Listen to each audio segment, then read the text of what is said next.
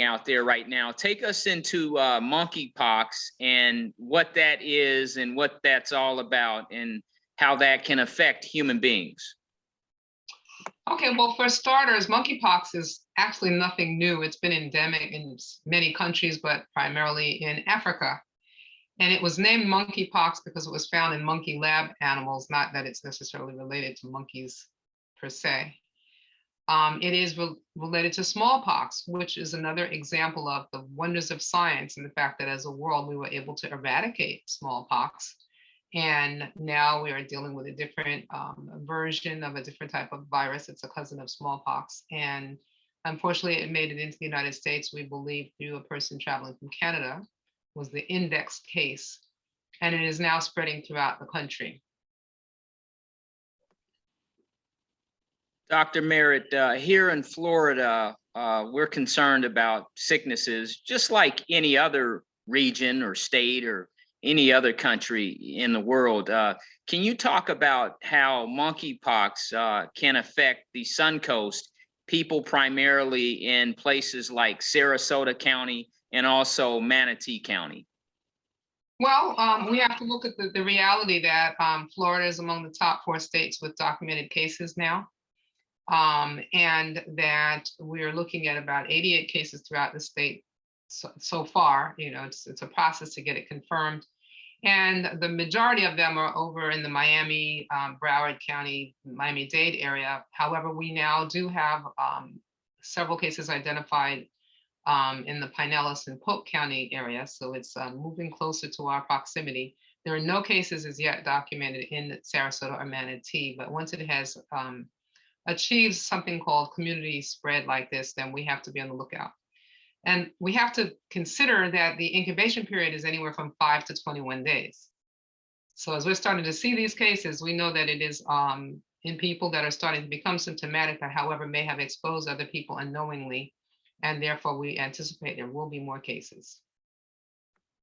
Dr. Merritt, in terms of safeguards, what can we do? You know, when we look at the COVID pandemic, we're asked to mask up and wash up and social distance. When we think about something like monkeypox, what are some of the safeguards?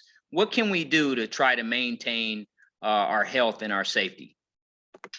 Well, it's great. We're already well versed in how we should maintain our health and our safety by practicing universal precautions. The same parameters that we use to protect against the transmission of COVID, as well as influenza, which is in an odd upward surge as well this summer. Same thing, wearing our masks in congregate environments, washing hands, particularly when entering and exiting areas of common touch points, and avoiding close contact or being around people with known cases of any of these infectious disorders. What is concerning with monkeypox, however, is we really have to try to identify the cases and prevent transmission and try to prevent it from getting into animals. Rodents are the #1 carriers in Africa. And if it gets into the wild type and then animals can spread it, then that's a whole nother problem that we have. You also can get it from casual contact on things like shared bedding and clothing, which is a little bit harder with COVID. So we want to really be careful and try to maintain cleanliness as much as possible and to really wear your mask. And wash your hands. It's just a simple solution, and it will be a way to help prevent transmission and to be aware of the symptoms and to be aware of the patterns that you might see. If somebody is infectious, they must isolate. No one but essential people should be around them, and they should also wear masks and practice as much care to prevent transmission as possible. Dr. Merritt, as a doctor and someone who practices in medicine and really helps human beings, can you talk a little bit about that responsibility, the research there? And it's a beautiful thing when you can help human beings as they look at COVID and they look at monkeypox and any kind of a sickness out there. It's always great to hear your expertise. Can you just share some comments on that? Well, I mean, as I speak with my students, and we had an event this morning, it's my pleasure that I can use my brain to help others, that I can dedicate my life to continuing to learn. And that's what people need to keep in mind. Physicians, by and large, have studied on average at least 12 years or more. to achieve our level of expertise. And so if we look at things and study things, we're speaking with authority, and we're doing it out of concern for humanity that we serve and that we seek to train. When it comes to monkeypox, I do want to speak about the symptoms that, as we're getting the alerts and we're on sort of the early warning noticing systems through the CDC and through some of the major university centers. And we need to really look for these things. So they're letting us know that if people are developing things like fevers, chills, headaches, tiredness, okay, the differential diagnosis is going to include COVID, obviously. It could also include influenza.